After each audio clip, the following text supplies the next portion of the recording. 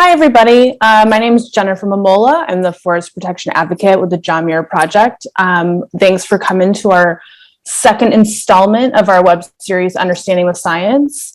We're doing a deep dive on the newest, most relevant science on topics such as wildfire, ecology, biology, and much more to the public in a universally digestible manner. And here with me today is my friend and colleague, Rebecca August from the Los Padres ForestWatch, who will be my co-moderator for today's presentation. Over to you, Rebecca. Hi, I'm Rebecca August, Director of Advocacy at Los Padres ForestWatch, and we're an organization that protects wildlife, wilderness, water, and sustainable access throughout federal public lands on the Central Coast. And today's webinar, we're lucky enough to have 4 out of 5 authors from the new study have Western USA fire suppression and Megafire active management approaches become a contemporary Sisyphus, recently published in the peer-reviewed journal Biological Conservation. The webinar today will be split up into multiple parts, with each author discussing a section of the study and responding to questions, followed by a full panel discussion and Q&A at the end of the presentation.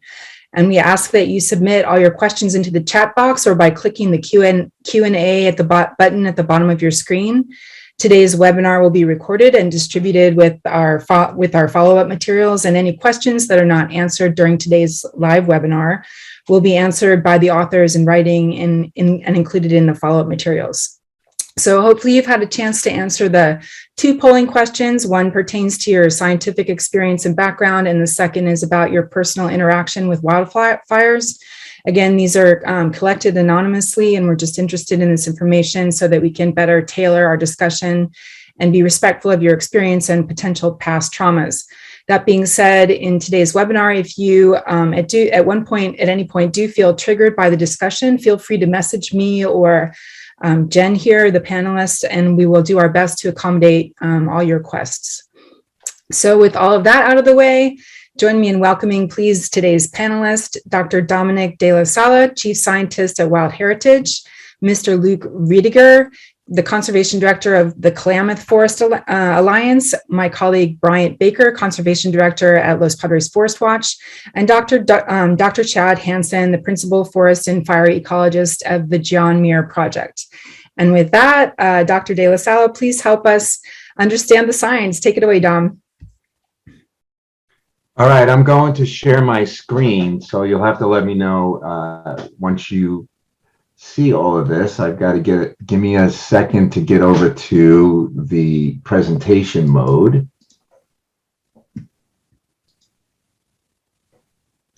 Okay, so you should be able to see my screen now, and I've got a lot of material to cover in a very short period of time, and there were 3 recent papers that actually came out all about the same time in peer-reviewed journals. And much of what you're seeing today is a summary of just the one article. Others will talk about some of the others.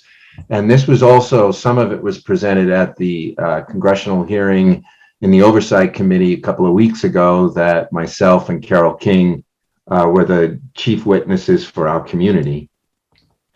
But I think that the Sisyphus approach is kind of hitched to this. And it's the famous quote that is attributed to Albert Einstein: you do the same thing over and over and expect a different outcome. That's insanity.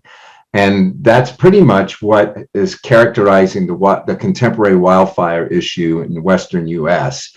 As you can see from this figure, the Sisyphus approach is to do more of the same, expecting a different outcome, pouring billions of dollars into massive industrialized fire suppression, while at the same time the area burning is going up. Both the U.S. Department of Interior and the U.S. Forest Service are involved in this. USDI mostly on the parks, which is, they've got a good fire policy in place, but the Forest Service is largely in the suppression camp on this curve, and it's going up. Every year we see more and more money poured into this. At the same time, we've reached a new climate abnormal situation that has changed fire behavior.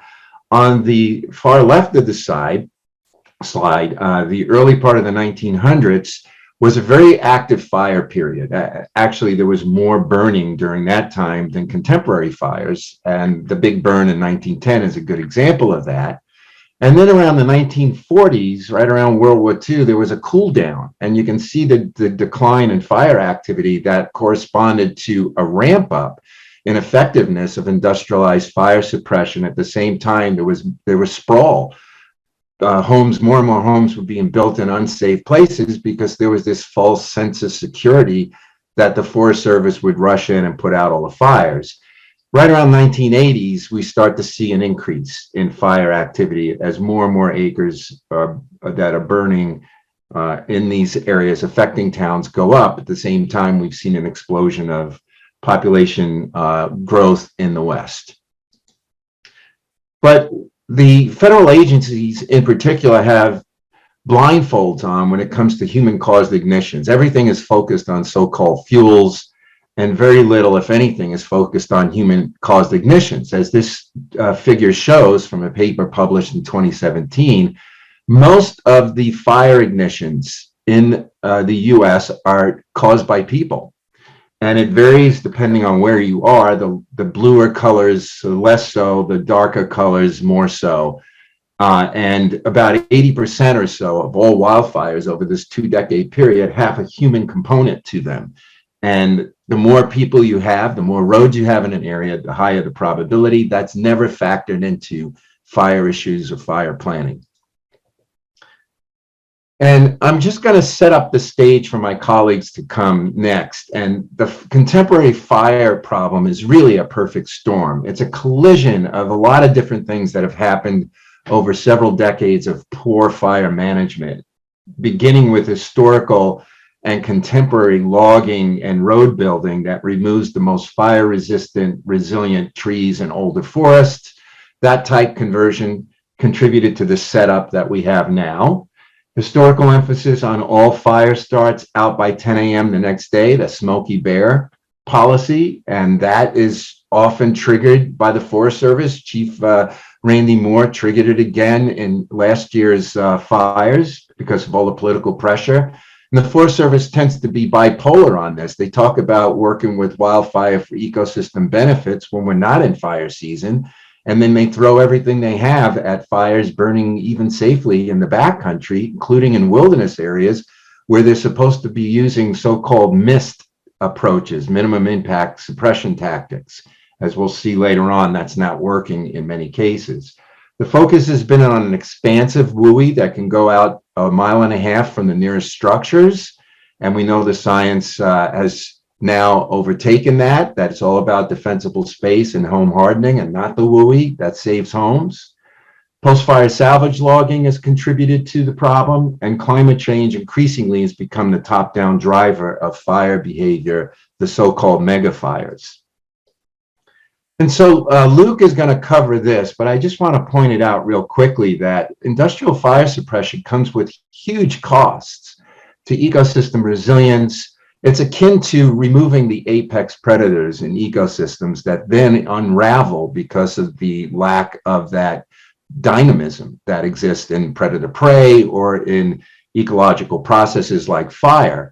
And these aren't just benign activities. They take place in national monuments like the Cascade Siskiyou in Oregon, in wilderness areas, in roadless areas, and they leave big scars on the landscape that don't come back like a fire-affected landscape would. And it's often done in tandem with what we're calling Megafire active management approaches, or MFAMA, and you'll see that in the slides that follow. So again, this is huge, and the footprint has been increasing. And so here's really what Megafire active management encompasses. It's not some benign activity. It includes all kinds of things: large and small tree removal, post-fire logging, prescribed fire, which can be ecologically beneficial in the right conditions, cross-laminated timber production, biomass energy burning, all being cast as restoration. And you can see some of the damages here that occur on these landscapes from this range of activities. Ecosystem shifts from forests to savannas that are weed infested. And then you introduce other disturbance factors like cattle grazing. You do post-fire logging, you've got road impacts. This is not some benign activity. It's been discussed as such by the proponents of this and by federal agencies, but it's not. And there are cumulative ongoing ecosystem impacts that damage the resilient properties of fire-affected landscapes. It's not restoration.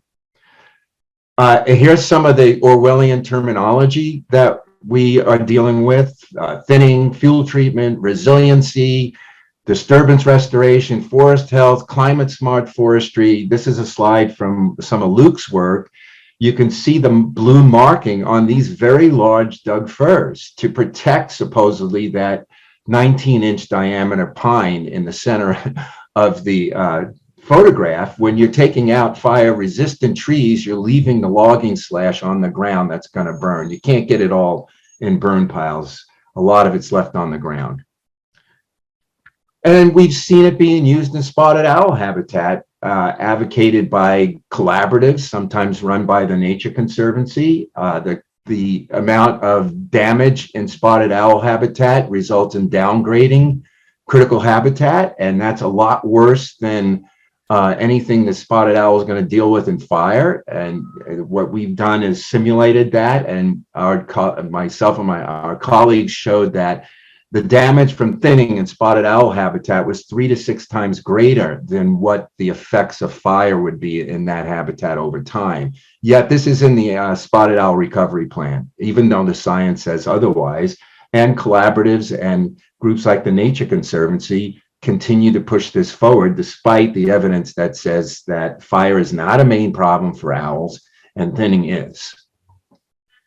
We hear all kinds of claims about how they're protecting large trees. At the same time, they have lifted the protection screens in the forest in Eastern Oregon and Washington, claiming that they needed to take out trees in the drip line of a pine. As you've seen in the previous slide, that can be really damaging. And it's these larger trees that have most of the carbon, which is what that figure shows you. When the trees get above about 20 inches diameter, which is where you see that dashed line, their rate of carbon accumulation takes off. And yet the proponents of these activities are calling for the removal of 21-inch diameter trees and replacing the standard with 150-year-old age, which means bigger trees coming out of the forest that are carbon dense and fire resistant relative to the smaller trees. And these kinds of activities will add more emissions to the atmosphere, contributing to the fire problem they are seeking to solve. And so when you look at the amount of emissions coming from logging to supposedly reduce fire severity, it often dwarfs that of the fire itself, as you can see from some of the statistics here. And then those products are put into things like biomass energy burning, which is as bad as coal. And yet it's marketed as clean, renewable energy. So, there's the question of what do you do with the material once you thin the forest? And if it's going into biomass burning, it's burning like you're burning coal. And that's only going to contribute to the problem down the road. This problem is not exclusive to Western United States. I'm working with groups in Australia and British Columbia and other places in Canada that are dealing with this same problem, the perception that thinning is going to reduce fires, and then we can take the material and throw it into biomass burning or CLT manufacturing, and somehow that's going to be less emissions. It's not, and it only makes the problem worse. Now, the question comes to mind, what about thinning? Can it reduce fire intensity? Well, it may under certain conditions. You'd have to put lipstick on the pig to make it look good, which essentially means you got to retain all the large trees, thin from below, don't overdo your spacing, follow a prescribed fire, not pile burning, contain the flammable weeds, keep the cows off of it, close and obliterate the roads. Then you got a chance that if the fire is under low and moderate fire weather, you could reduce intensity, but that almost never happens. And in fact, even if it did happen, the chance of co-occurrence of when the so-called fuels are at their lowest point and a lightning bolt hitting that site is less than about a 1% probability. So you wind up putting more emissions into the atmosphere. It causes more problems to achieve a needle in a haystack approach if you do everything right. and that seldom happens. Perspectives also matter in this debate, and I'm constantly frustrated by hearing, well, we want more good fire on the landscape and less bad fire on the landscape. But what does that really mean? And a high severity fire is not a bad fire. And in fact, this is the kind of fire mosaic that we see in most of the Western landscapes. We refer to this as pyrodiversity. And Chad and I did a book on this, and we did a book on the mixed severity fire as nature's phoenix because it has comparable levels of biodiversity that we see in old growth forest ecosystems. But we almost always hear catastrophic language speak when we're dealing with these high severity component of these forests, which happens to be the most biodiverse place in the fire mosaic. All right, I'm getting down to my end of my presentation.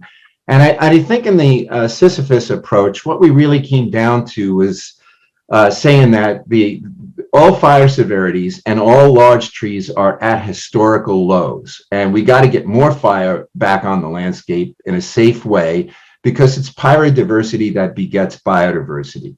You can't put the fire genie back in the bottle. Fuel treatments have limitations and increasing costs, and they're very limited in a changing climate. We need to really treat the root causes, which are more emissions from logging and fossil fuel burning, if we're really going to get a handle on this. And under a high emission scenario, which is what we're in now, the world is under a high emission scenario. We're going to see more fires regardless of what happens on the ground. And the important point here is not to make it worse.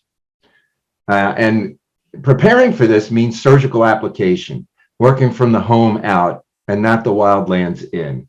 And, the criticism of our work talked about paralysis caused by too many environmental regulations. If anything, it's the opposite. We are in an era of categorical exclusions, not analysis paralysis. And so that is where we pretty much concluded our paper. And I'll just leave you with this slide because these are some of my two favorite slides here. And that every disaster film begins with a scientist being ignored.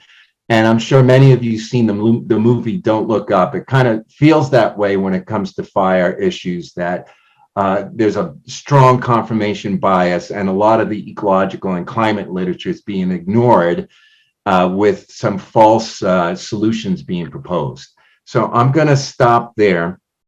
And I'm going to flip the ball over to my colleague, Luke Ruediger, who's really going to drill down on a lot of these issues. So I'll stop sharing my screen. And then before we do that, we're gonna actually try and tackle a couple questions first. Is that how you want to do it? Okay. Yeah. So Preston Ryan was asking, did I interpret one of the earlier graphs correct in that our climate was hotter / drier in the 30s than it is now? No, I don't think that's the case. I do think that there was a very hot, dry spell back then. And the fact of the matter, back then, there was very little fire suppression. They were out there with picks and shovels, so they weren't very effective at fire suppression.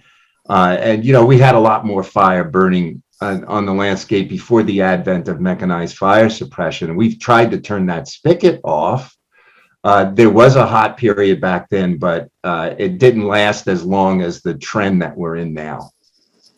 Okay, thank you. Daniel Rossman would like to know, with all the money available for fire treatment in the federal and state budgets this year, what projects can we put forward that take this science into account and are not at worst harmful thinning or at worst ineffective fuel breaks? Yeah, my biggest concern is that the Forest Service is going to be swimming in cash here because of the infrastructure law. There was even more money in Build Back Better that had been subsidizing all kinds of really bad projects. So at the hearing, Chief Moore announced that they were going to log 50 million acres, 20 million of which would be on national forest in the next 10 years. And I think that, we really need to play a role at the table to make sure that that logging does not occur in snag forest, in old forest, and does not remove big trees, because that's going to cause the most damage in this. And the extent that we can, we need to direct as much of that money into home hardening, defensible space, and doing those kinds of partnerships, and that logging in the backcountry that isn't going to protect homes and is only going to make the situation worse. Great, thanks, Dom. Okay, and so now, just to reiterate before I pass it off to Luke, Luke will give a brief summary, and then we'll do a Q&A after him, and same with Bryant, and same with Chet afterwards. And so, yeah, Luke, if you are good to go. All right, thanks. Let me get my screen set up here. Okay, let's see. Can people see that? Or wait. Can people see that? Okay. You need to get into presenter mode, though. All right, there we are. So, my name is Luke Ruediger. I live on the Oregon-California border in the Siskiyou Mountains, and I work for two environmental organizations that work to protect the forests and biodiversity of the Klamath-Siskiyou region. So that's Applegate Neighborhood Network. I'm the executive director and also the conservation director for the Klamath Forest Alliance. So for both organizations, I incorporate on-the-ground monitoring into my advocacy work and work to document the impacts of the current Megafire active management approach on public lands. This approach is often described as benign or even beneficial, but it has many impacts, and these impacts are steadily increasing as we implement more aggressive fire suppression activities and more aggressive and widespread forest management. I also run the Klamath-Siskiyou Fire Reports program for the Klamath Forest Alliance. And over the past 10 years, we have published 13 reports on wildfires throughout the region and have found a disturbing trend that includes increasingly damaging, often ineffective and operationally infeasible fire suppression actions that are occurring in more and more intact environments, including wilderness areas, inventoried roadless areas, national monuments, riparian reserves, research natural areas, botanical areas, and late successional reserves. So often the mixed severity fire effects of these contemporary wildland fires bring various biological benefits and trade-offs, while the industrialized fire suppression creates some pretty lasting environmental impacts. So although we document the impact of fire suppression throughout the Klamath-Siskiyou Mountains, and we've been doing that since 2012, in 2018, we saw a significant increase in the intensity and the scale of wilderness and wildland dozer lines. These sort of dozer lines were previously really kind of unheard of in our region and have now become routine just in the last few years. So in July of 2018, Oregon Department of Forestry and the Medford District BLM bulldozed approximately 32 miles across the nearly 25,000 acre Soda Mountain Wilderness area, which is embedded within the Cascade-Siskiyou National Monument.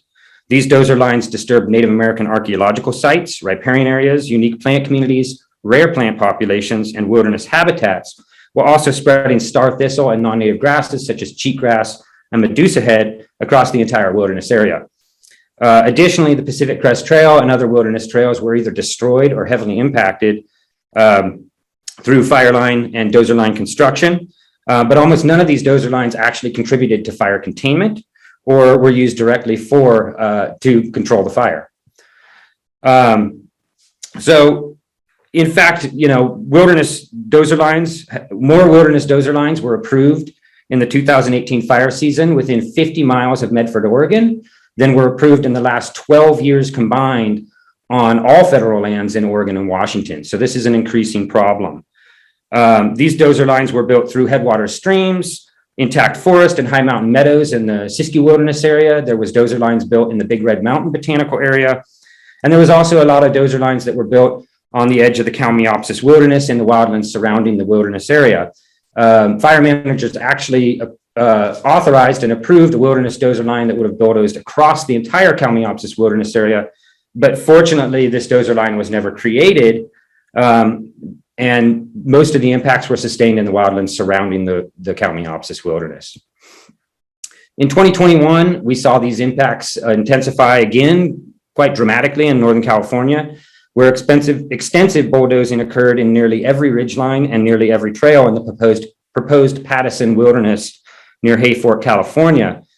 Crews were creating between 20 and 200 foot wide dozer lines in that proposed wilderness area. There were also dozer lines built in the Trinity Alps Wilderness, the Shasta Wilderness, Mount Shasta Wilderness, and 11 miles were built in the Bucks Lake Wilderness in the northern Sierra Nevada.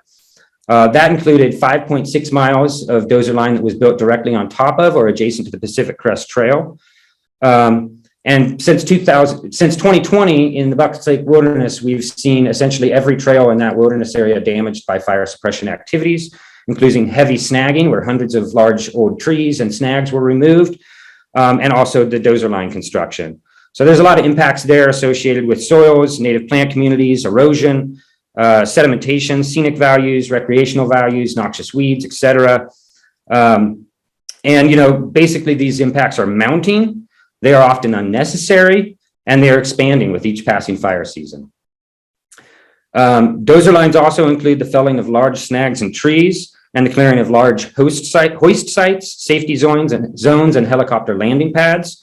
They also include the destruction of backcountry trails, and oftentimes in fire line rehabilitation process includes putting a lot of dead and down material over those fire lines, creating problems for future fire management and fire severities in the future due to that fire line rehabilitation.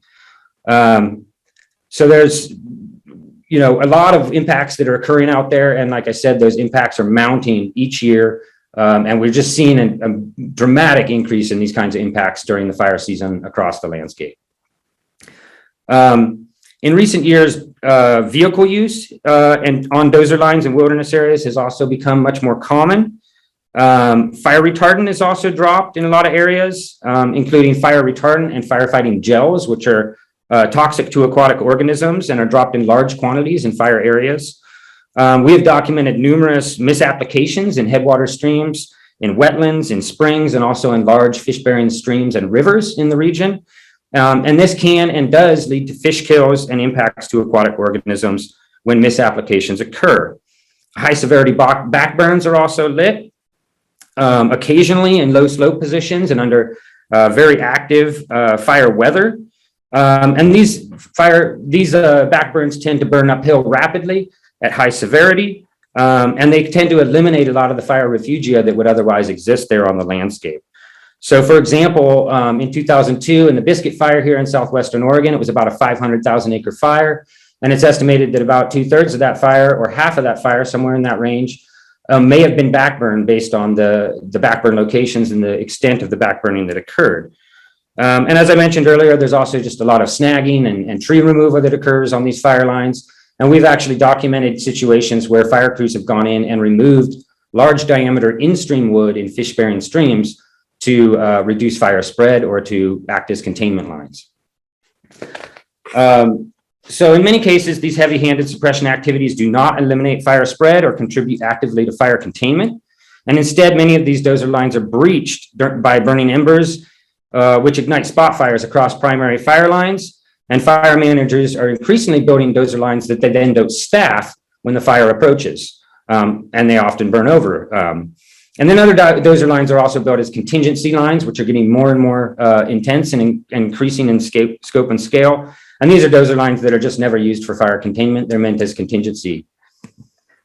So I'd also like to touch on the significant damage done during the implementation of commercial thinning and vegetation management projects, including federal timber sales. These impacts include large tree removal, the degradation of old growth or late successional forests, and northern spotted owl habitat downgrades and removal. All of these impacts regularly occur in timber sales that are in so-called restoration projects on Forest Service and BLM lands. So although environmental assessments and other NEPA documents often unrealistically claim that these projects will have beneficial effects, many of these impacts associated with commercial logging, canopy reduction, large tree removal, snag removal, road construction, yarding impacts, and the modification of wildlife habitat are inherent to the commercial logging process and occur whether the EA calls the project a logging project, a restoration project, a fuel reduction project, or a forest resiliency project. These impacts are extensive, they're real, and they're becoming more widespread. And a lot of times land managers often claim that they're emphasizing their treatments, their logging treatments in unhealthy or overly dense forests. In many situations, the agency is actually targeting a lot of relatively open space stands, but closed canopy stands. And these are the more mature forests that you see in these photographs. They often target these stands despite their natural fire resilience, their resilience to drought and beetle outbreaks and things like that. And they also represent high quality northern spotted owl habitats in a lot of cases. So these stands do not need treatment. They will not benefit from the proposed restoration logging treatments and will in fact be heavily impacted by the treatments that occur. And in fact, it's actually routine for federal managers to target these mature and late successional and old growth forest habitats for commercial logging under the guise of restoration. This includes nearly every timber sale proposed in the last decade or more on public lands in southwestern Oregon and northwestern California. For example, the South Fork and the timber sale and the Bear Country timber sale, like the Crawford timber sale before them, are proposed to industrial log some of the last occupied northern spotted owl habitat in the western half of the Klamath National Forest. The Upper Briggs Restoration Project in timber sale includes old forest logging in a key watershed and in an important fishery for the Illinois River.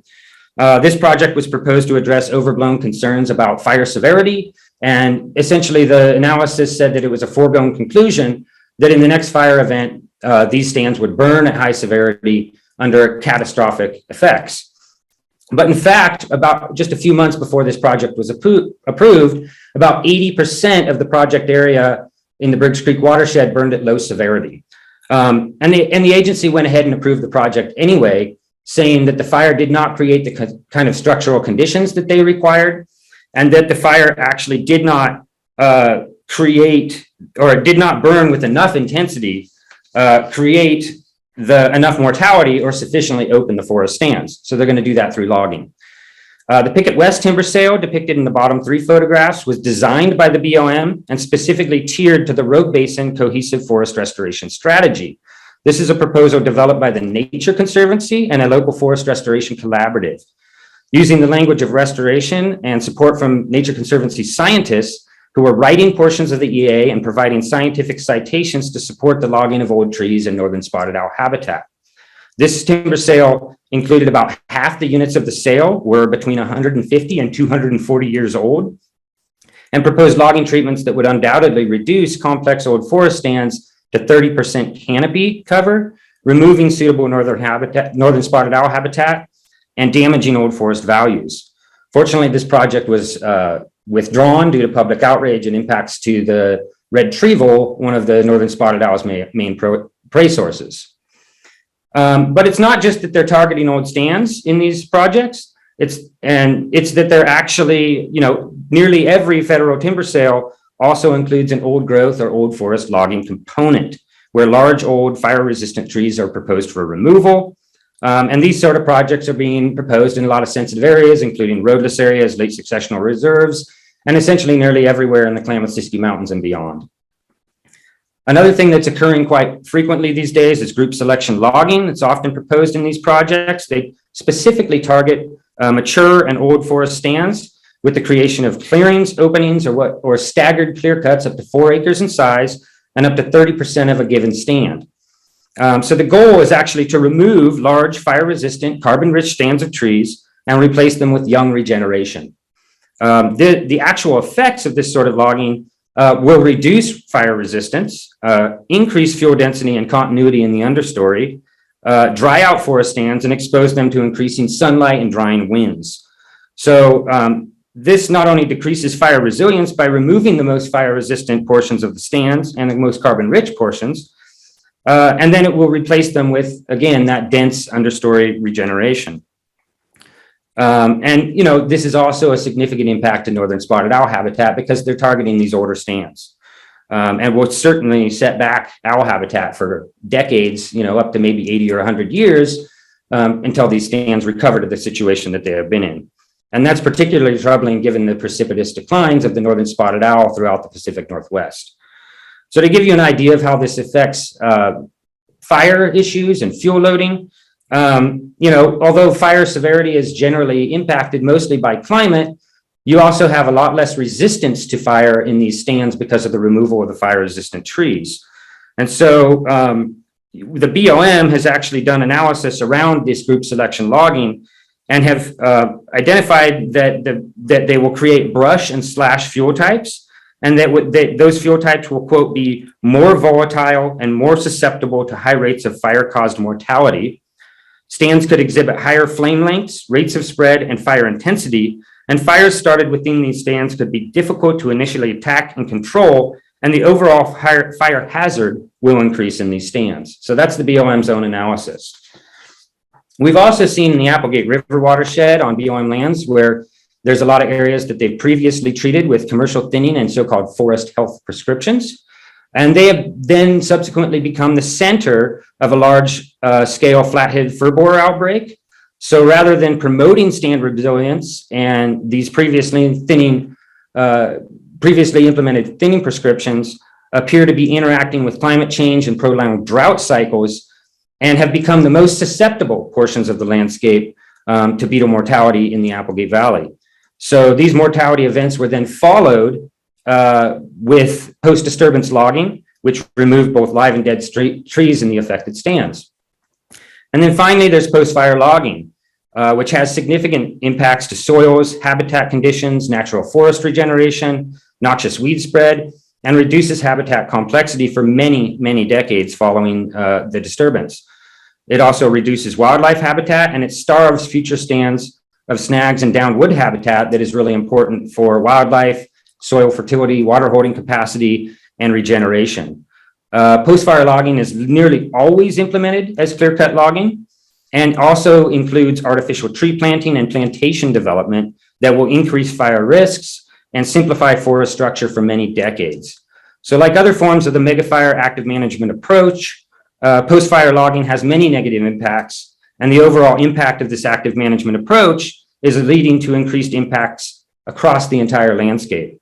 So that, what we're advocating for is that we question and in many cases reverse this trend so that we can actually sustain healthy forests, intact fire regimes, biodiversity, and habitat connectivity on the landscape scale.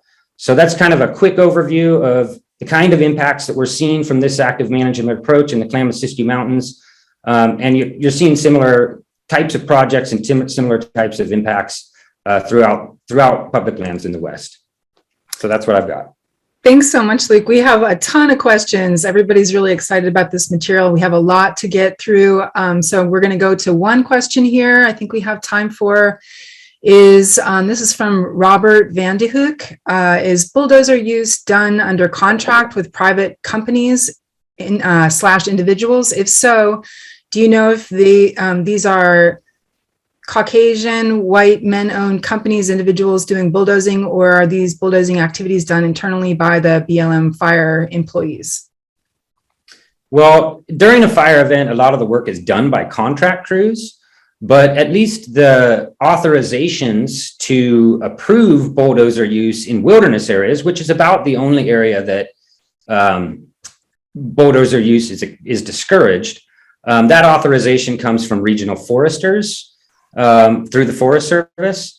It's a little easier to authorize on BLM lands. They don't have to go through their state forester. They do it on a local level. But the decisions to construct those dozer lines are made by forest managers, federal land managers, and also by fire managers from incident command teams. Great, sounds good. Let's see. Maybe we have time for one more here.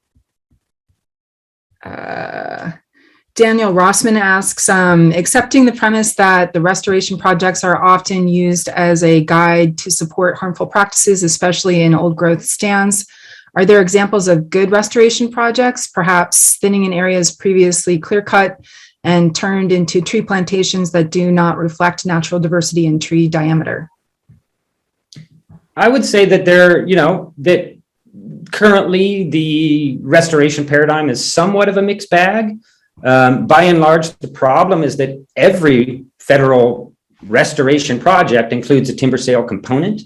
And so you end up with these old forest units and old forest and old tree removal in everything that just about every project that I've seen in the last 10 or 15 years here on federal lands. And so, occasionally you see the Forest Service and the BLM implement some, responsible fuel treatments around communities adjacent to homes, maybe some prescribed fire directly adjacent to those communities. And some of those things can be beneficial in terms of community and home protection. And I think that they should be focusing on those kind of from the community outward so that they can allow a lot of those natural processes, such as, fire, to occur on the larger landscape and in those backcountry areas. So by protecting the local communities a little bit better and emphasizing that, perhaps we can have a little bit less impact in some of our more intact environments in some of the backcountry areas. Awesome. Let's move to Bryant Baker now.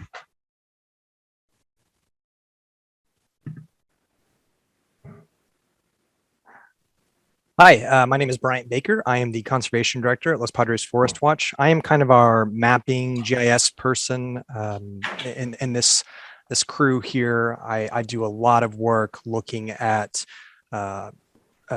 basically data maps, anything that I can access to try to understand all of these questions a little bit better. One of the big questions that we are currently trying to answer in our work is, how do we measure fire severity?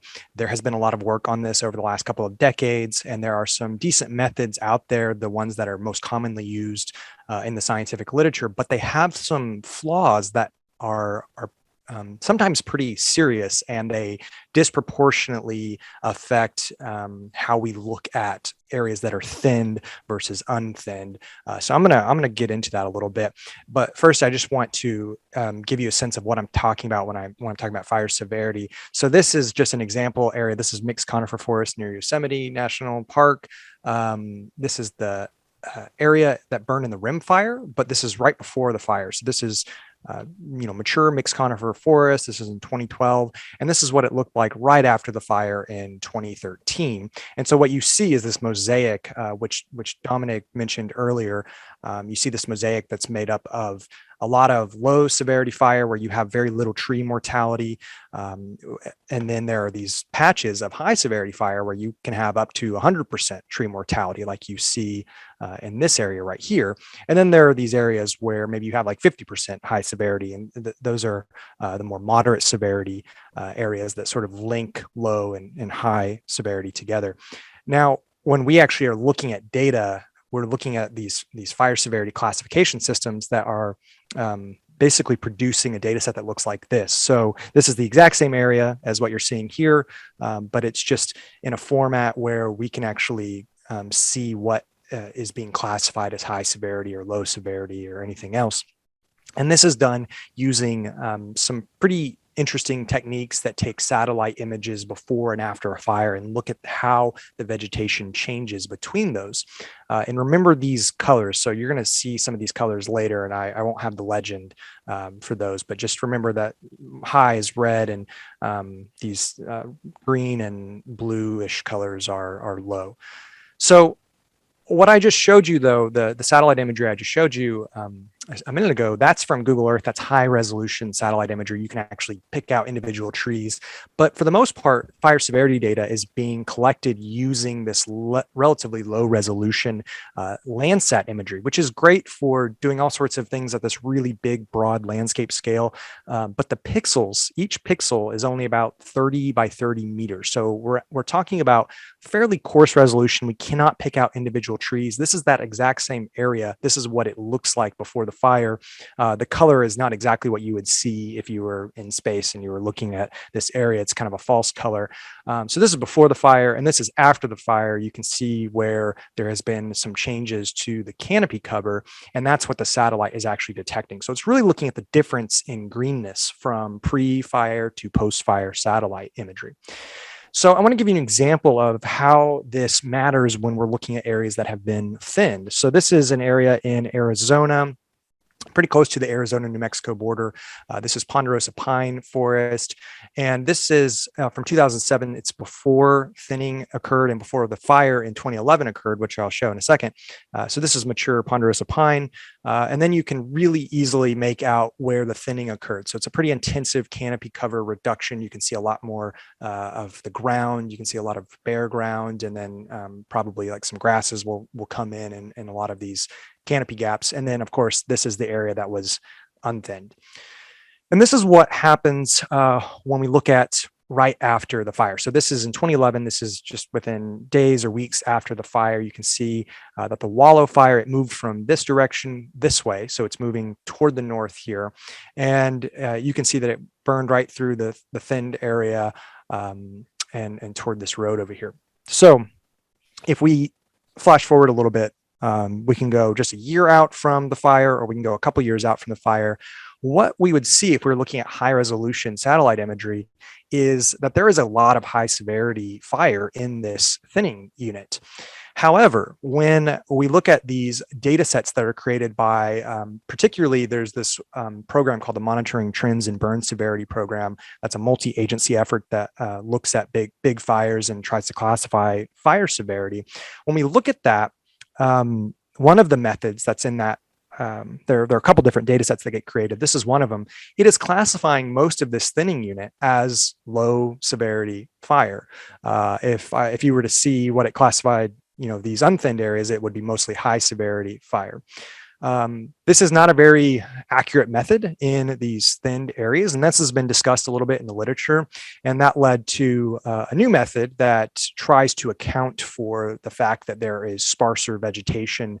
Like if you have sparser vegetation before the fire, that can affect the sort of difference in greenness between a pre-fire and a post-fire satellite image. But even with that method, it's still misclassifying a lot of area within this thinned area. So when we actually went in, I basically went in and I tried to delineate manually all of the areas where I was seeing up to basically 100% tree mortality, where it's generally 75 to 100% tree mortality. And this was a very conservative estimate. You'll see that there are a lot of spaces in here where it was high severity. So you can see there's a huge difference here. And this has really big ramifications on the scientific literature, because there are so many studies out there that are using these data sets to basically try to quantify whether or not these thinning units are actually working to reduce fire severity. Not even talking about whether or not they're stopping fires from moving across the landscape, but whether or not they're changing fire severity outcomes. And so that's something that we talk about a little bit in our most recent paper, and it's something that Chad and I are working on quite a bit more now. And I just want to show you, this is an oblique angle. So this is that same area you can see here. The reason I bring this up is because instead of, and there was a paper actually a couple of years ago that was basically using this exact thinning unit to say that the thinning essentially drastically altered fire severity, made it low severity. And they were using that one of those data sets that was misclassifying most of this thinned portion of the landscape. And what we may actually be seeing is that the fire, it was coming from this direction going this way. It was actually just going down slope, which is often a natural fire moderating effect. We often see that as fire moves down slope, it tends to moderate in severity naturally. And so this is something where, because of misclassifying fire severity, we may be missing important other variables that may explain what patterns we're seeing with fire severity instead. And I just want to show you another example. This is not a thinned area. This is in the San Bernardino National Forest. This is on Crafts Peak in an area that would go on to burn in 2007 in the Butler 2 fire. This is 2003. You can see there's some little patches of forest here and some montane chaparral. This is mostly shrub here. This is before the fire, and this is right after the fire. You can see that almost all of these trees survived. Now, the shrubs, of course, burned, and that is confusing satellite imagery. So this is what it looks like after the fire. This is a few years later after the fire. And again, you can see that this was almost entirely low severity if you're going by tree mortality. However, the standard classification systems are classifying this as mostly high severity, even though there was basically no tree mortality here. And that has a lot to do with the fact that the shrubs burning, that changes the greenness of the image between the pre-fire and the post-fire imagery.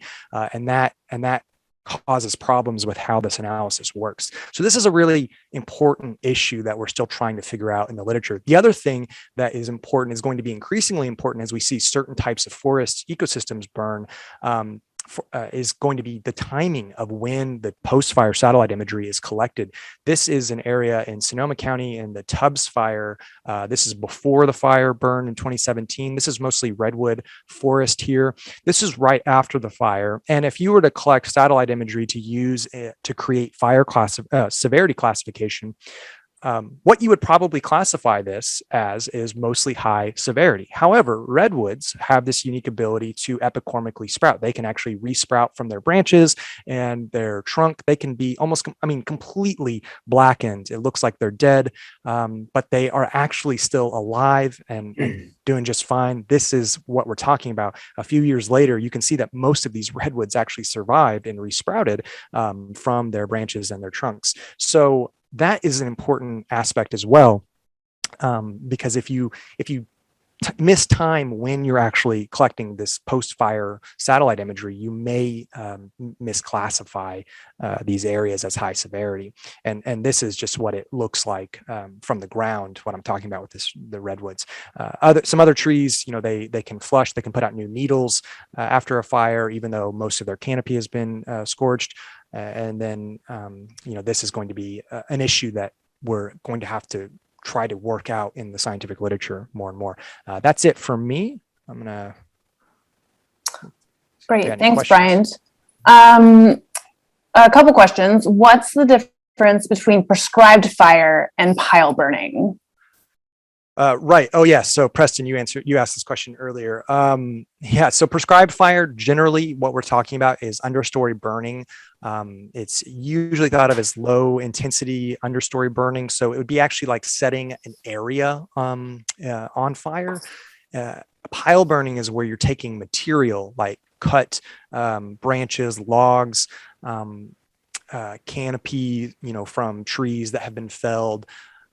That material is getting piled up, and you'll see a lot of piles across a landscape, and then those piles are individually burned. So pile burning and prescribed fire are not the same thing, but we're often seeing agencies call pile burning prescribed fire because they're trying. I think what's happening is that people tend to have this really nice perception of prescribed fire. But a lot of times what we're really seeing when we see, an announcement that there's going to be a prescribed fire on this mountain on this, next week, that is often pile burning that's taken place after some sort of mechanical thinning, logging activity. Great, thanks. Michelle would like to know, if it is not addressed in the presentations, can you discuss spring burning and the harm that can cause?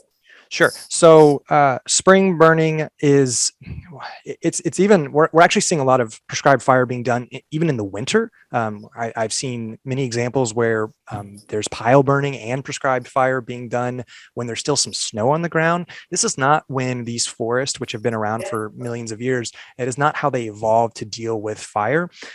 This can have a couple of different effects. It can affect understory vegetation in certain ways. So there are certain shrubs that may respond to fire, and certain herbaceous plants as well that may have fire cued seed germination. When you're burning under these like moisture conditions, colder conditions, that may affect their germination. So you may not see certain shrubs or herbaceous plants germinate from seed after prescribed fire that's done out of the normal fire season, the natural fire season. The other thing is that, especially in the spring, you often have shrub nesting birds. You even have birds nesting in tree canopies. And so you have chicks that are unable to fly away. This is not when, again, in the natural fire season, which would be in the summer and the fall, after fledging has already happened so that birds can fly away and escape fire. That's not really happening during winter and spring prescribed fire. So that can be a problem, especially with shrub nesting species, which are an important component of these mature forests. And then, of course, we are talking exclusively about forest, true forest. Mostly we're talking about mixed conifer and ponderosa pine or Jeffrey pine forest in the Western United States. This is not really a discussion about chaparral or other shrubland ecosystems where the effects of out of season burns, prescribed burns, can be even more apparent in those ecosystems. And I am happy to answer those kind of questions via email or in another way. Great, thank you. Let's see, we have a couple more minutes before we got to hand it off to Chad. What are some citations of the scientific literature that criticizes the methodology of current fire classifications? Do you have that offhand?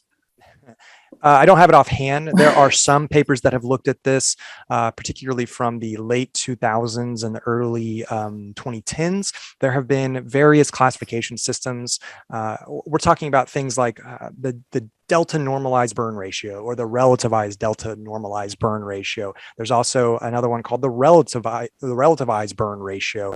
There are different types of classifications. I will say that the most commonly used satellite imagery based classification methods, those are the ones that I showed in this presentation. And those are what we're seeing being used in the scientific literature to basically say these thinning treatments had an effect. There are also ground-based severity measurements.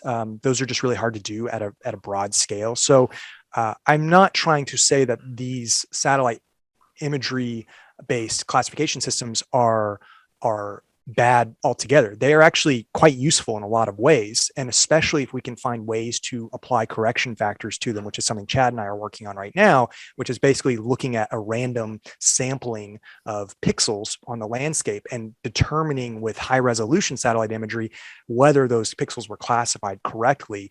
And so then we can come up with like a correction factor and apply that. That's something that we're looking into, but there's not a lot of true criticism or really there's not a lot of study into how this misclassification issue is affecting how we look at whether or not thinned areas specifically are performing in terms of how they can change fire severity. That is something that has not been addressed very sufficiently in the literature, and that's something we're working on right now. Okay, one more before we hand it off to Chad.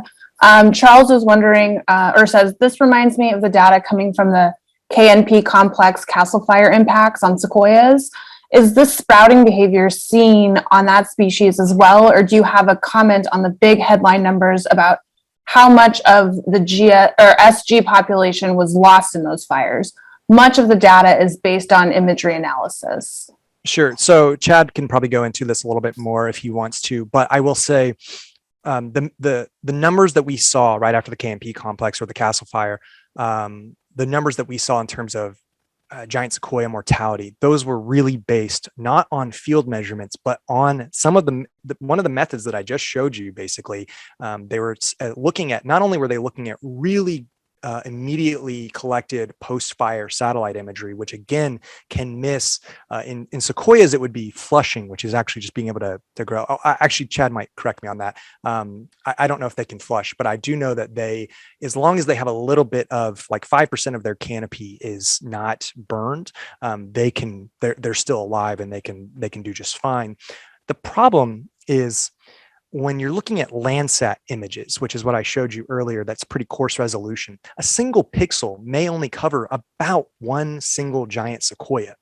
And the question is, can you really differentiate whether or not there's any greenness left in the canopy with a single 30 by 30 meter pixel? That is a problem that has not been addressed.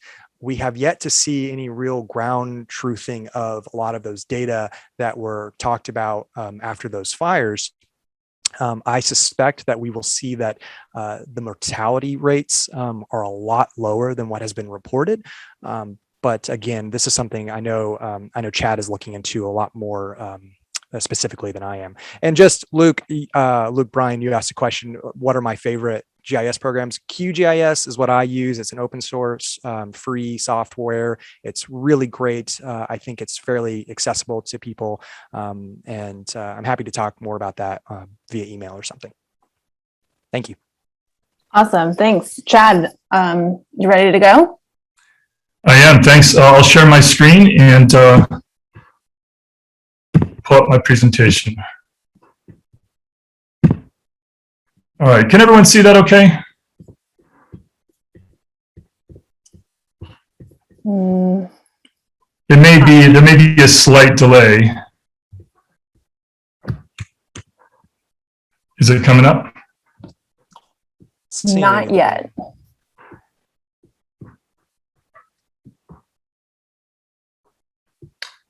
Let me try something else here.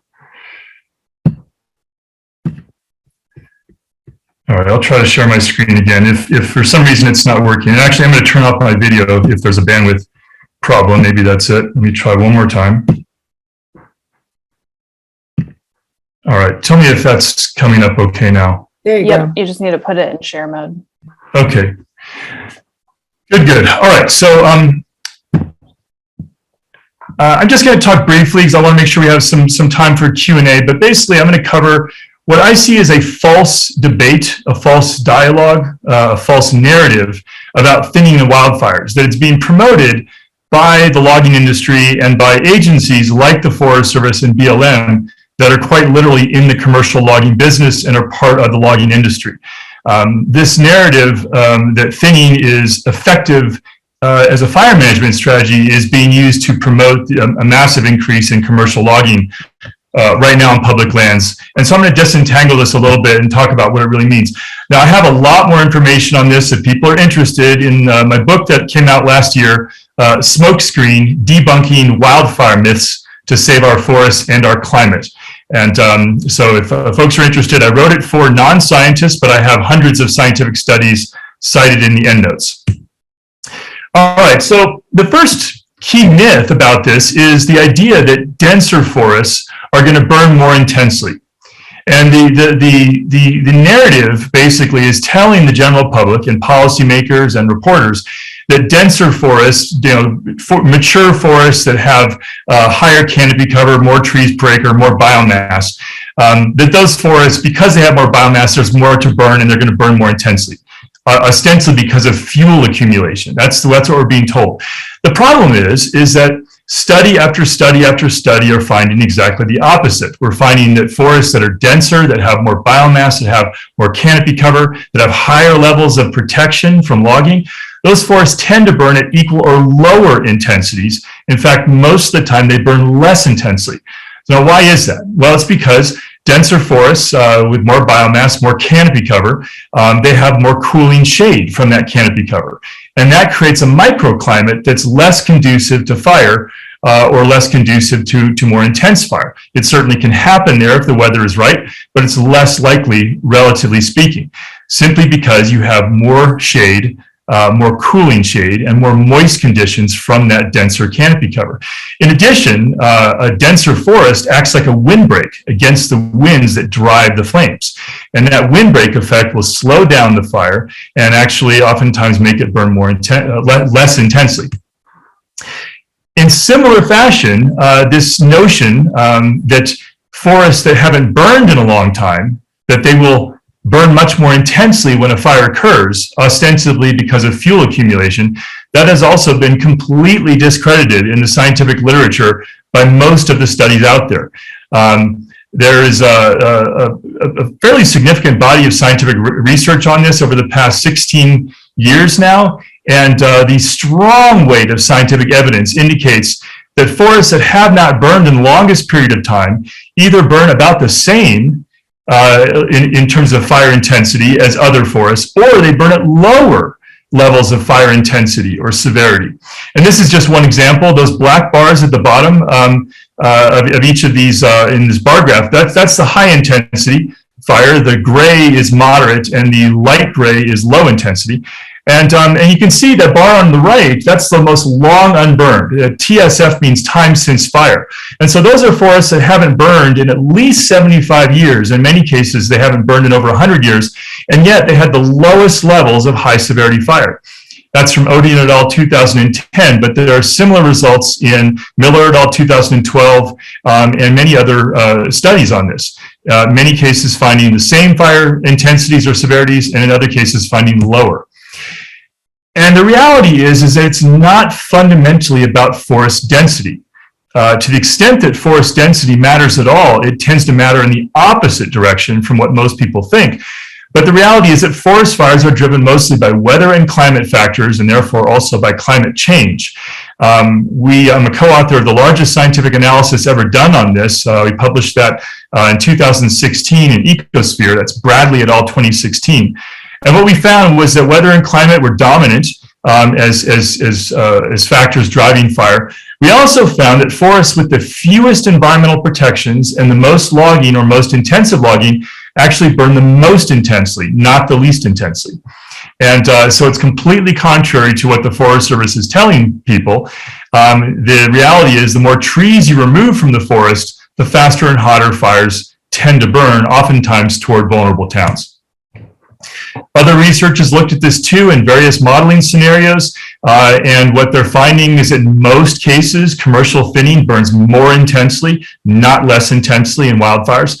The bars going to the right are more intense, the bars going to the left are less intense. So it's not that if an area is commercially thinned, it's always going to burn at high intensity. That's not the case. You can certainly find commercial thinning areas that burn at low intensity, but it's about the averages. It's about what happens across the landscape on average. In most cases, the commercial thinning areas are burning at equal or higher intensities than unthinned mature forests. And this is really important to keep in mind, because what's happening after every big fire season, the Forest Service will go around to big fires and they'll find a couple of examples where a thinned area burned at low intensity, and they'll say, oh, look, thinning works. The problem is that's cherry picking, because you can find the same for unthinned forests that burn at low, moderate, and high intensity, and you can find the same for thinning. You have to use all the data across the entire fire to find out what's really going on. And that's in fact what I did when I looked at the Creek Fire. This is a 2020 fire that burned in the southern Sierra Nevada, 380,000 acre fire. So there's a lot of areas that were unthinned, a lot of areas that were thinned, and I looked at all the entire fire and all the data. And what I found is that the areas with so-called fuel reduction logging, including commercial thinning, but also post-fire logging, those areas had the highest levels of fire severity, the highest percentages of high severity fire. Whereas the areas with the lowest fire severity were actually earlier fires that had no post-fire logging and then burned again in the Creek Fire. So in other words, basically just mixed intensity fire being restored on the landscape with no tree removal. That actually had the lowest fire severity. I looked at this issue again in the Antelope Fire that burned in far northern California last year. And what I looked at was a specific thing that I didn't look at in my Creek Fire paper, and that's what I called cumulative severity. And basically what that means is you're taking into account tree mortality from thinning itself, which can be significant, and tree mortality from the fire, not just tree mortality from the fire. Because of course, if you're not including tree mortality from thinning, then you're underestimating the overall cumulative impact of those logging projects. What I found was that cumulative severity was significantly higher in commercial thinning units, overall 59% tree mortality, compared to unthinned forests, which had 39% tree mortality.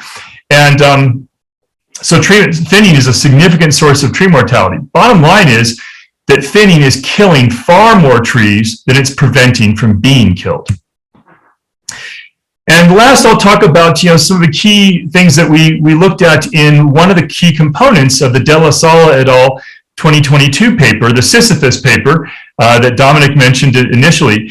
And one of the things we looked at was this trio of articles by Forest Service scientists that was published in Ecological Applications last year. And these Forest Service scientists falsely claimed that the science is settled, and that the conclusion is that commercial thinning is very effective as a fire management approach. And they said that there's little doubt about this anymore and the science is settled. Two major problems with this.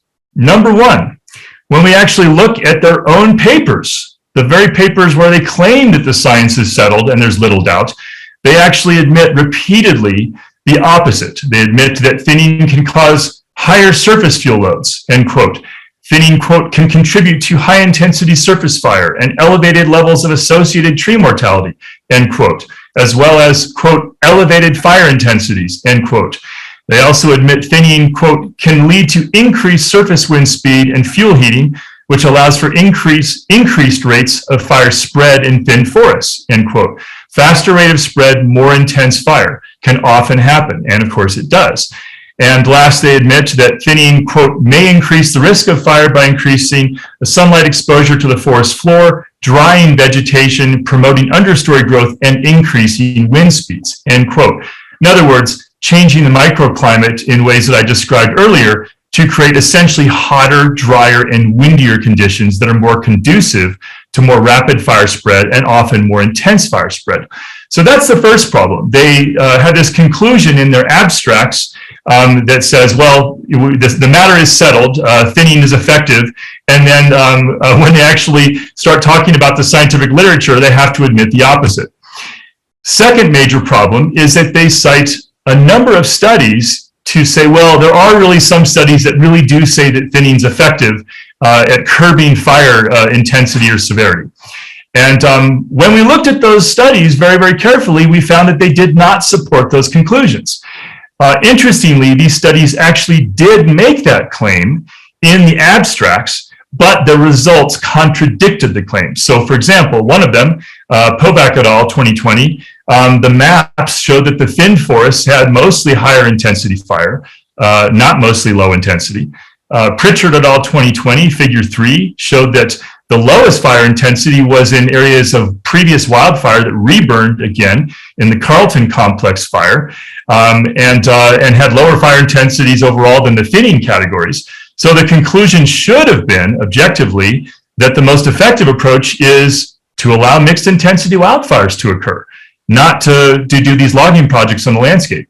And then another one, Joachim Kent et al., showed that thin forests had fewer live trees and less carbon in them than areas of reburned wildfires with no thinning. Again, the conclusion should be, let's have more managed wildfire in the landscape, more mixed intensity fire, not more thinning and tree removal.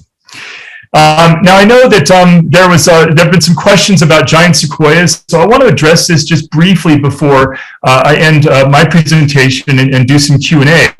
And just to talk about this, because as Bryant mentioned, it is absolutely the case that these fire severity maps are substantially overstating how much high severity fire there is in these giant sequoia groves.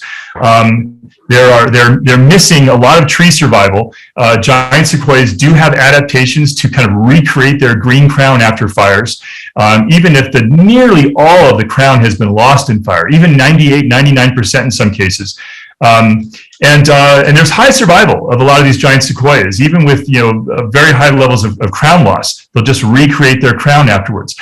Not only that, but giant sequoias regenerate in spectacular fashion after fire, especially after high intensity fire. This is an example in the Nelder Grove. This is a picture I took 4 years post-fire in the Nelder Grove after the railroad fire. And the highest levels of sequoia regeneration by far, and where they're growing the fastest, is in the high intensity fire patches. Moderate intensity is second, and there's almost no giant sequoia regeneration in the low intensity fire areas.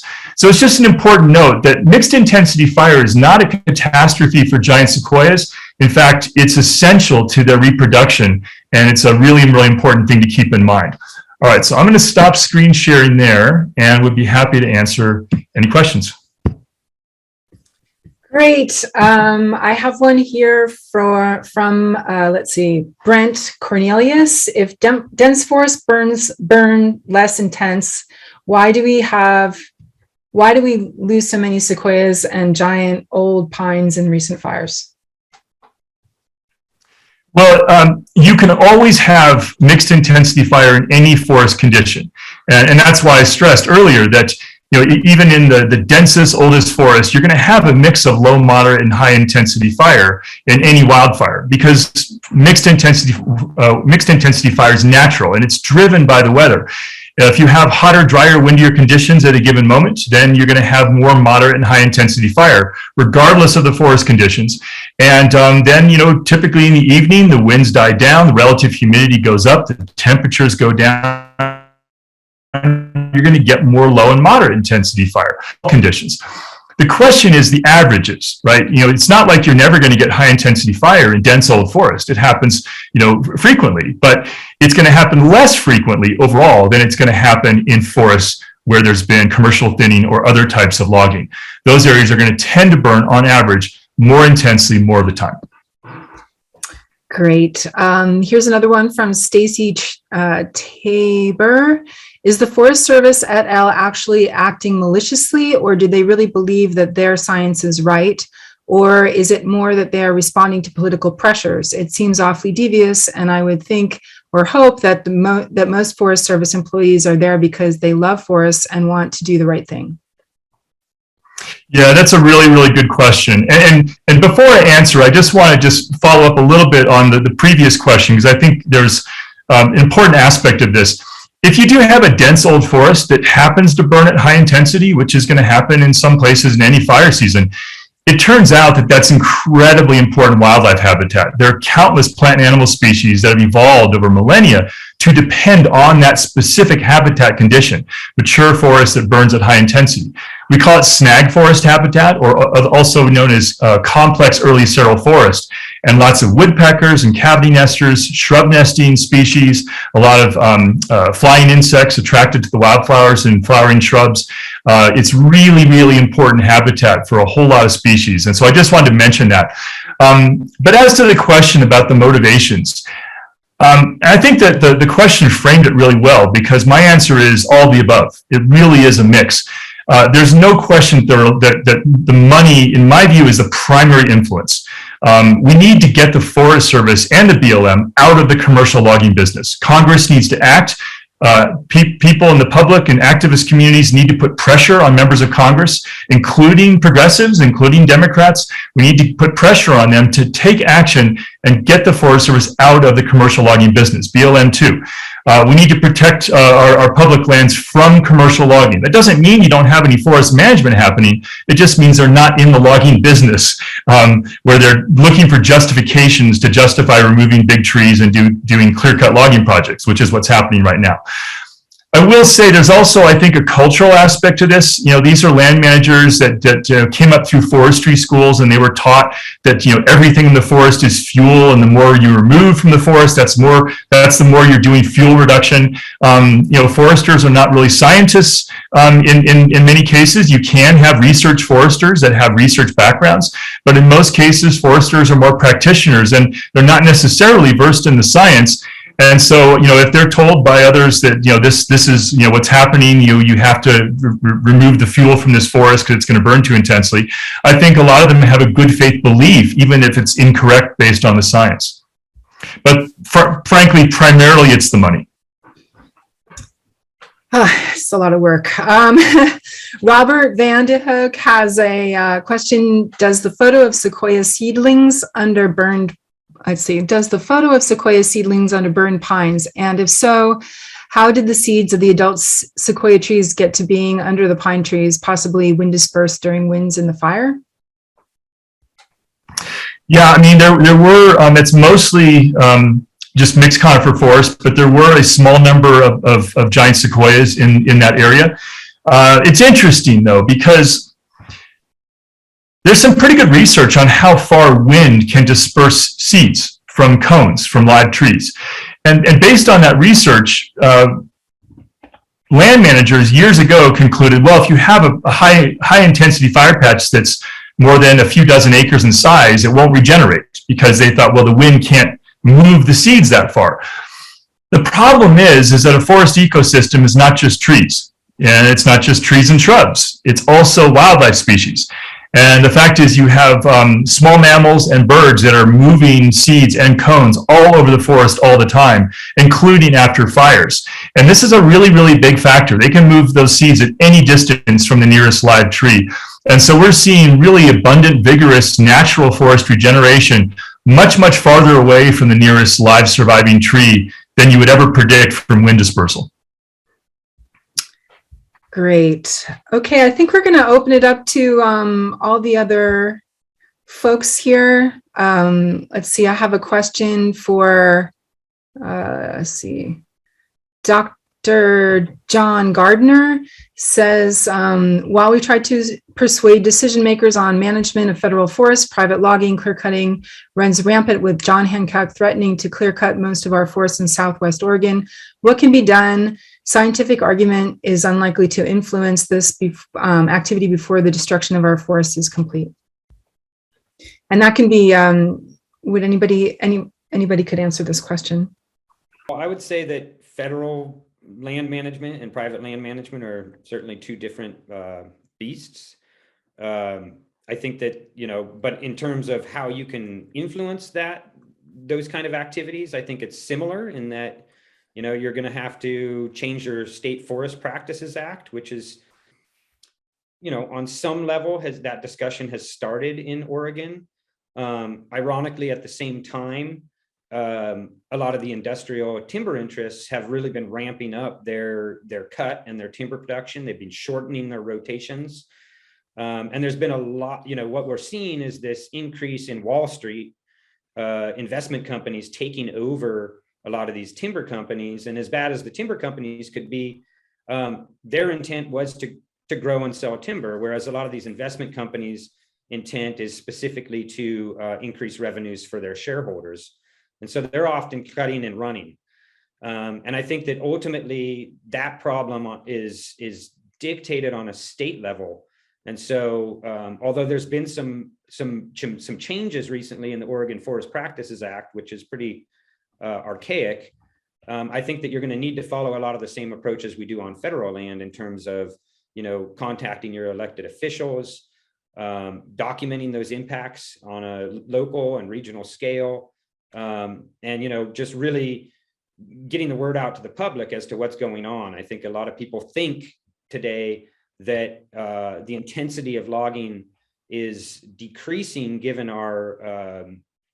given the knowledge we have today of the impacts of commercial logging, but in fact, the opposite is occurring. So I think that ultimately we just need to, up our advocacy and engage our elected officials and demand that the Forest Practices Act in Oregon change, because currently, it's on a pretty bad trajectory, and the logging is increasing.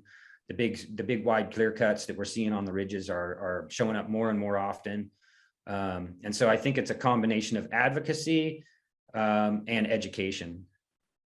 Yeah, let me jump in on that. I think while Luke is right on that end of the spectrum, there's also a way that we could reward landowners that are doing good stewardship. And, while it's not perfect and has many blemishes, the Forest Stewardship Council certification process generally is better than an industrial logging model, especially for non-industrialized family forest owners that might want to do the right thing and should get rewarded accordingly.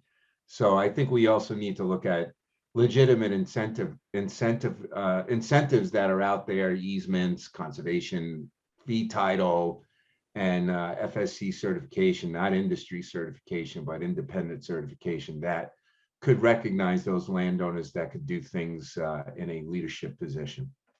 Yeah, and I'll just add very briefly that I agree with the various reforms that can be made, strengthening the state forest practices laws and financial incentives. To put a fine point on it, I would say one thing that we have to mention is, of course, lawsuits.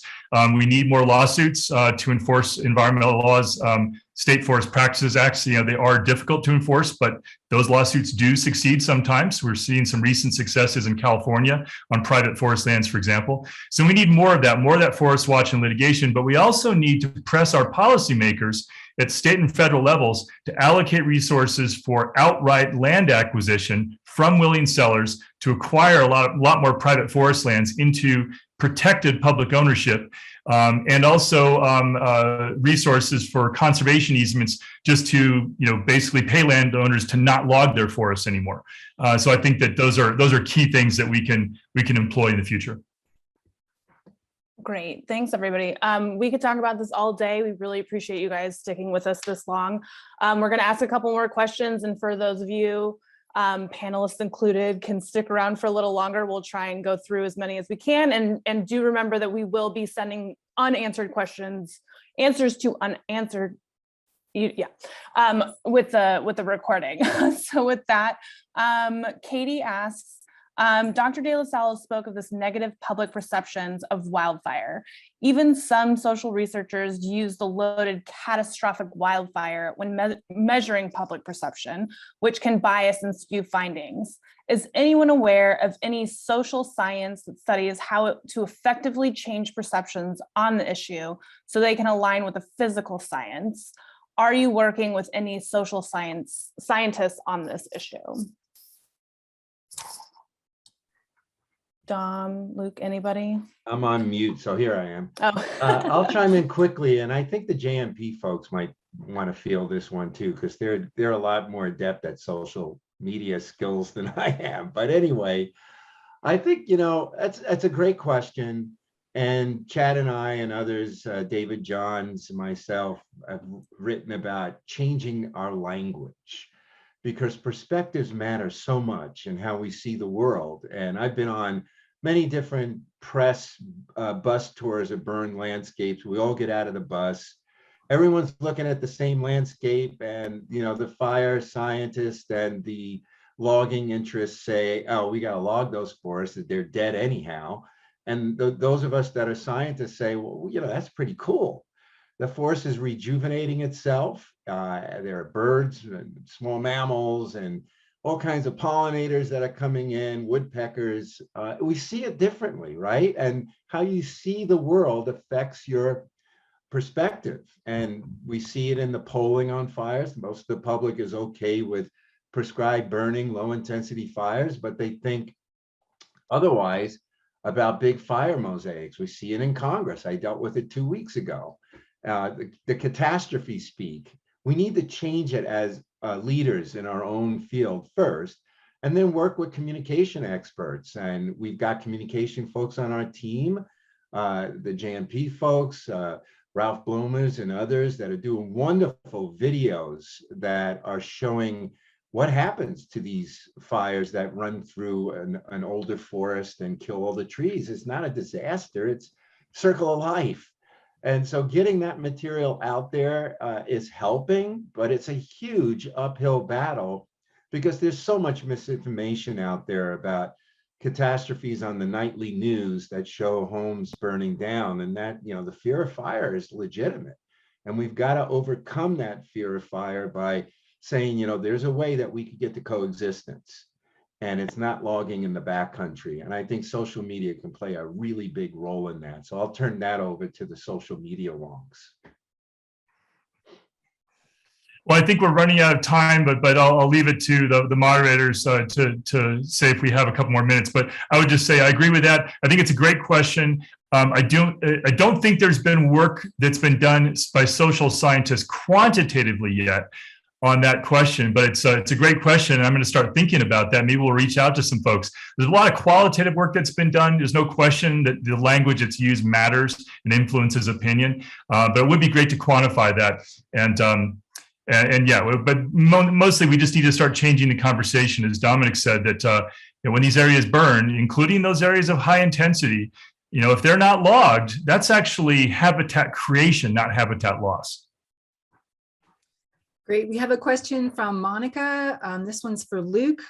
Do most fires have similar proportion of backburn as the biscuit fire? In other words, do most fires have at least 50% severely burned proportion that was due to backburn, or was the biscuit fire unusual?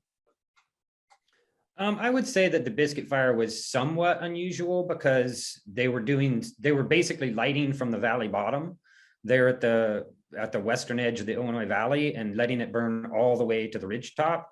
So Babyfoot Lake is 18 miles from the highway there, and they were burning just a mile or two from the highway up to the ridges. And they were also burning, in a lot of cases, as a last ditch effort uphill in that under severe weather conditions. So the fire spread was pretty intense in that situation, and the ignition techniques were pretty damaging, and that led to a huge amount of area backburned. I would say that currently, at least in the Klamath Mountains, which is where my experience lies, that fire managers are getting a little bit more wise and a little better at backburning. But there's also a lot of situations where the public is pushing hard for the forest managers to do something to what I often call that theatrical firefighting. So it's done not to actually contain the fire, but to appease the public who wants to see something happen. And so, I would say that here in the Klamath Mountains, fire managers are getting a little bit more savvy, but when pushed and when desperate, they still do light backburns under, under weather conditions that are not conducive to, more moderate severity fire. And although high severity fire is not, a bad thing on the landscape, sometimes the goal of these fires is to create what they call black line. And that oftentimes can be black line on the forest floor that can reduce fire spread, but a lot of times it's also burning off canopy. And so in some situations, and this still certainly happens in fires in the area, they are lighting backburns on low slope positions and in extreme weather conditions, and they're exacerbating, high severity fire patches and eliminating a lot of fire refugia that would exist otherwise within those patches. And in some situations, they're actually going in and burning out what they call green islands to reduce the fuels, burnable fuels that remain in patches that did not burn under the natural fire effects. So I would say that the trend is getting better than it was, say, 20, 30 years ago, but it's still quite problematic, and it depends on the fire, the weather, and the amount of pressure that fire managers are getting from the public. Hey, just one point to underscore Luke's excellent on the ground perspective on this. This is a real problem, and the problem that I see is that that when a lot of the research looks at whether or not high severity is increasing over a certain time interval, at least since 1984, because we can't go any further back in the data sets that researchers typically use to monitor fire severity over time, most of those studies don't report on backburning influence. And so we don't know how much of a confounding factor that is when there are trend analyses that are looking at burn severity over time. It's hard to get that information. You got to go into incident command reports, and you got to adjust the severity and the burn perimeters to what's a natural factor versus what's been backburned. So while some studies have shown an increase in fire severity over a trend line, they have not factored out the influence of backburning. So what is really being caused by the claims that we've got too much biomass in the forest or too much suppression versus what is actually being triggered by a significant backburning influence that can lead to uncharacteristic high severity factors. I just want to mention too, sort of related to that, on private lands, we also see that salvage logging, clear-cut salvage logging can take place very, very quickly within weeks to months within a fire. And that can actually also affect how severity gets classified on a broader landscape scale. There's a great example, the Moonlight Fire of 2007. There was just massive, massive private clear-cut salvage logging that took place before the post-fire satellite image was even collected. And we have no idea really whether those areas were truly high severity or whether they were maybe more moderate severity and just most of the trees were removed. We do see a lot of green tree removal in post-fire landscapes during salvage logging operations. So that's just, there are so many confounding factors that aren't reported in the literature, and this is something that we as a research group are trying to get at more and more. Okay, thanks. We're getting more and more questions, so we'll answer maybe a couple more because we don't want to keep everybody. Someone was asking, or mentioned, we're all concerned about the lack of precipitation. Could you talk about how the removal of canopy affects moisture levels and rainfall? I feel maybe Dom, that might be a good one for you. I'll do it on a global scale, and then I know Chad's really good at this too, so I'll flip it back over to him. Another great question. Thank you for that. And on a global level, we see examples of this in forest types in many different settings. Most notably is the Amazon River Basin, which the latest sobering findings is that the Amazon is poised to have a significant tip from being a rainforest to a dry savanna system. And it's that interaction between evapotranspiration that comes from tree canopies to the atmosphere that gives us our hydrological cycle. And when you overcut a region, as in the case of the Amazon basin or many other places on the planet, you actually affect the regional climate in a vicious feedback loop, where you've reduced the amount of water going back up into the atmosphere in that cycle. And then when you do get rain, you don't have the tree cover on the ground to absorb that rainfall and gradually release it throughout the course of the year. So it is definitely a big concern, whether we're talking the Amazon or individual watersheds in the Pacific Northwest, where you could change the whole flow dynamics to streams by overcutting at the watershed or river basin level. You can flush your water through that system rapidly and then lose the evapotranspiration that you get from having an intact forest canopy. So I'll flip it over to Chad because I know he's looked at this too. Well, I think that's very, very well said, and I'll just add briefly to that, just to say that it's really kind of a double whammy, removing trees from forests. As Dominic said, the trees, the forests, and the trees themselves are soaking up enormous amounts of water whenever there's rainfall, a lot of water that would otherwise basically make its way back out to the sea, keeping it into the terrestrial landscape and emitting that water into the atmosphere in massive amounts through evapotranspiration that actually influences precipitation patterns and enhances precipitation patterns. When you remove trees from forests, you undermine that. In addition to undermining that at the local scale, anytime you're removing trees from the forest, you change the microclimate because you're allowing more sunlight to reach the forest floor, you're reducing the cooling shade of the forest canopy cover, and you're allowing everything to dry out more and get hotter and drier in that system whenever you remove trees. And the more trees you remove, the more that happens. And so again, it's really kind of a double whammy in terms of creating drier conditions that are less conducive to rain and more conducive to drought. We really need to keep our trees in the forest from a wildlife perspective, from a carbon storage and carbon sequestration perspective, to draw down more of that excess atmospheric carbon and mitigate the climate crisis, and also to moderate drought patterns. Great, we have time for one more question, and this one's in my neighborhood, so I wanted to ask Bryant about in Ventura County. This is a question from Eric Williams. In Ventura and Kern counties, certain peaks and ridges like Pine Mountain and Mount Pinos and along the San Emilio have been targeted for thinning. How much more prevalent wind-driven fire behavior, how is the now more prevalent wind-driven fire behavior impacted by thicker or thinner forest densities on these kinds of peaks and ridges during wind-driven fire events? Thank you. Yeah, it's a good question. I mean, there's a lot of complexity there, but I would say ridges, the thing about ridges is that they often are natural fire breaks. You often see fires stop naturally at ridges, or they moderate in intensity. What we tend to see is intensity tends to increase as a fire is moving up slope. So you will often see intensity naturally increasing as you're going up slope, and then it hits a ridge, and then it encounters a different air mass, it encounters different conditions, especially in our neck of the woods down here in the Los Padres National Forest, where we actually have east-west running mountains.